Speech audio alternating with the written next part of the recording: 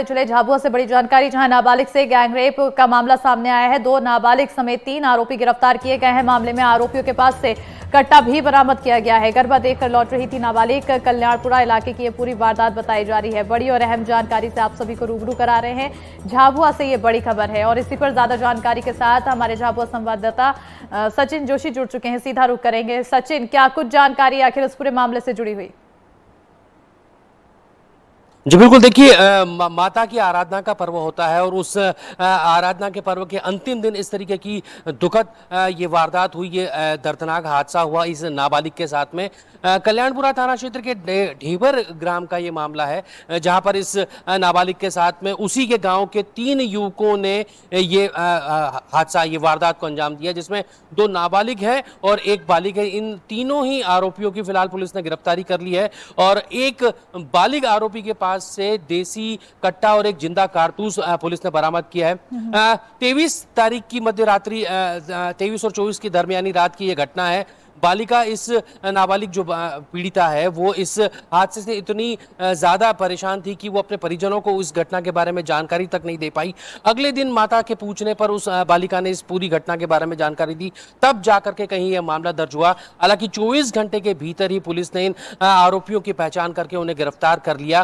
फिलहाल पीड़िता की हालत स्थिर बताई जा रही है। मेडिकल किया गया उनका, उसके बाद में इस पीड़िता को फिलहाल परिजनों को सौंप दिया गया है और आरोपियों को मामला दर्ज होने के बाद में न्यायालय भेजने की तैयारी की जा रही है। बिल्कुल, जिस तरह से ये पूरा मामला सामने आया, क्योंकि पीड़िता काफी ज्यादा सहमी हुई बताई जा रही है, आक्रोश परिजनों में किस तरह से देखने को मिल रहा है, क्या कुछ मांग परिजनों की? जी बिल्कुल, परिजनों की तरफ से जैसे ही पीड़िता ने अपने माता पिता को इस घटना के बारे में जानकारी दी, तत्काल परिजनों के द्वारा स्थानीय जो कल्याणपुरा थाना क्षेत्र लगता है, वहां पर जाकर इस पूरे मामले की सूचना दी गई, जानकारी दी गई और तत्काल गिरफ्तारी की मांग की गई। पुलिस की तारीफ यहाँ पर इसलिए होगी कि जैसे जैसे सूचना सामने आई थी, तत्काल उस पर काम करते हुए पुलिस ने 24 घंटे के भीतर ही इन आरोपियों को गिरफ्तार कर लिया।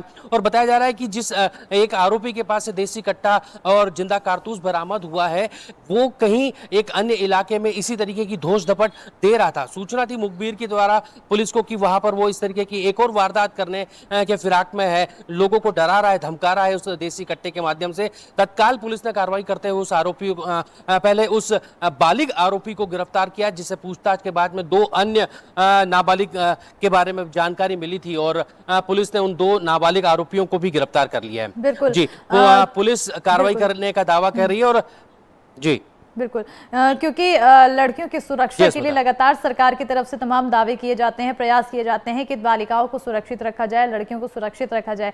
ऐसे में झाबुआ में किस तरह के इंतजाम?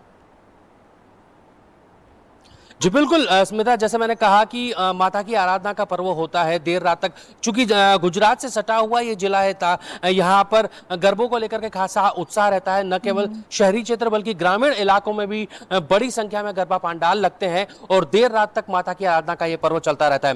चूंकि उस दिन अंतिम दिन था, नवरात्रि का आखिरी दिन था, गरबों का आयोजन देर रात तक हर जगह पर चला है। ग्रामीण इलाकों में भी देर रात तक गरबों का आयोजन हुआ। पुलिस की तरफ से स्थानीय जितने भी गरबा पंडाल से वहां पर सुरक्षा को लेकर के दावा भी किया गया था। बड़े जो गरबा पंडाल है वहां पर पुलिस की तरफ से सुरक्षा व्यवस्था लगाई भी गई, लेकिन ग्रामीण इलाकों में जिस तरीके के अलग अलग छोटे छोटे ग्रामीण इलाकों में भी गरबा पंडाल लगे, वहां पर सुरक्षा व्यवस्था इतनी चाक चौबंद और पुख्ता नहीं थी और यही वजह है कि इस तरीके की ये बड़ी वारदात हुई।